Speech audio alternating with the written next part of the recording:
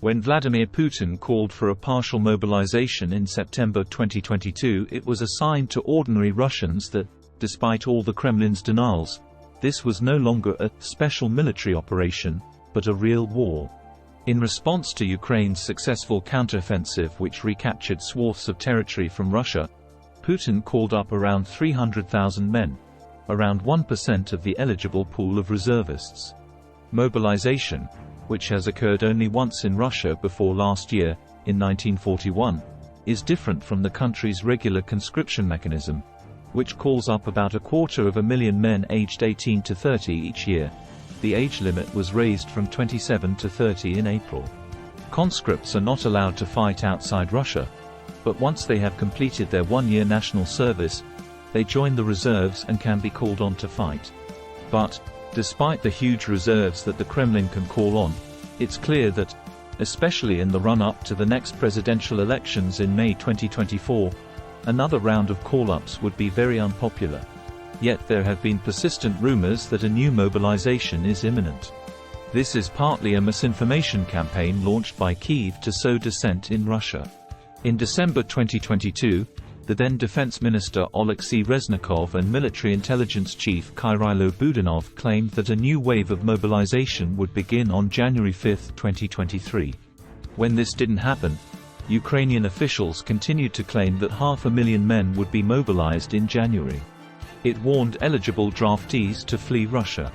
Again in September 2023, Ukrainian sources claimed a new mobilization was planned for the day after the Russian regional elections on September 10. Once more, nothing happened. Spreading rumors of imminent mobilization in Russian is clearly part of Ukraine's psychological warfare, but the more they do it without anything happening, the less credible it becomes. And, in fact, it's Ukraine that is under pressure to conscript enough troops as its counteroffensive struggles for momentum. Changing moods. Unlike in September 2022, Kyiv's much-anticipated spring and summer offensives have not had the impact that many in the West had hoped for. In fact, the opposite is true, and realists are now talking down the prospect of a Ukrainian breakthrough anytime soon.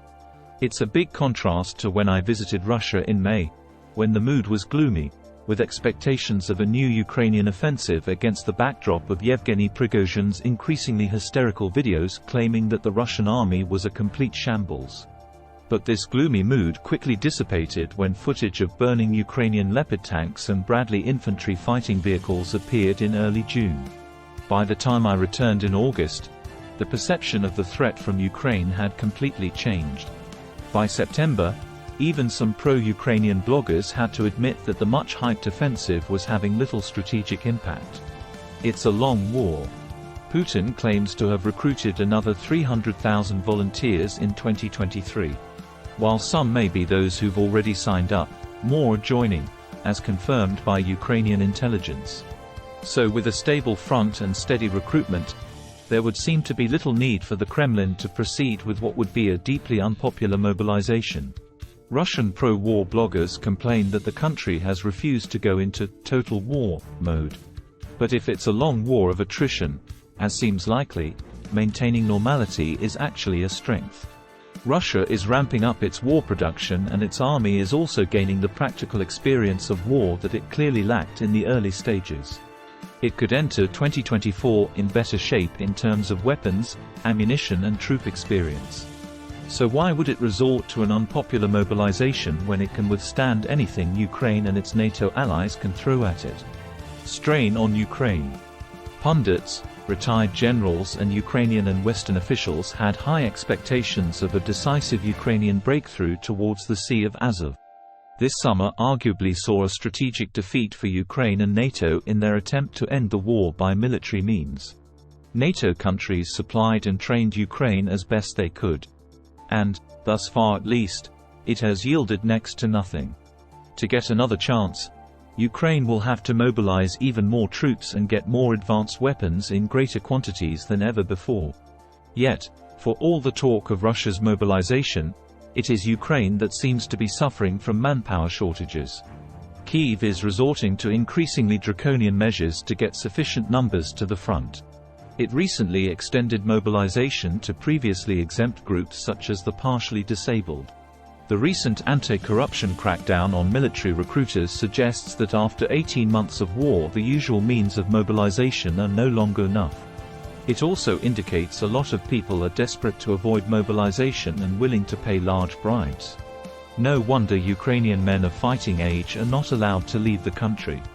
Equally worrying for the government of Volodymyr Zelensky are the potential political consequences of undermining support for the war effort if large numbers of people who don't want to fight are forced into uniform. This will also affect Ukraine's morale on the battlefield.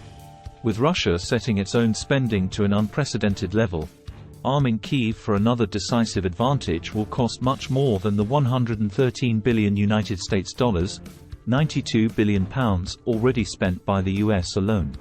At present, the Biden administration is seeking approval for another $20 billion United States dollars, which is already a tough sell in the Republican-controlled Congress.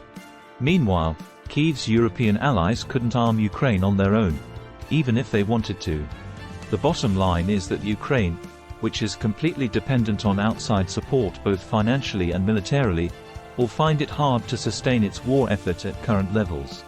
Right now it is Kyiv, not Moscow, which is under greater pressure.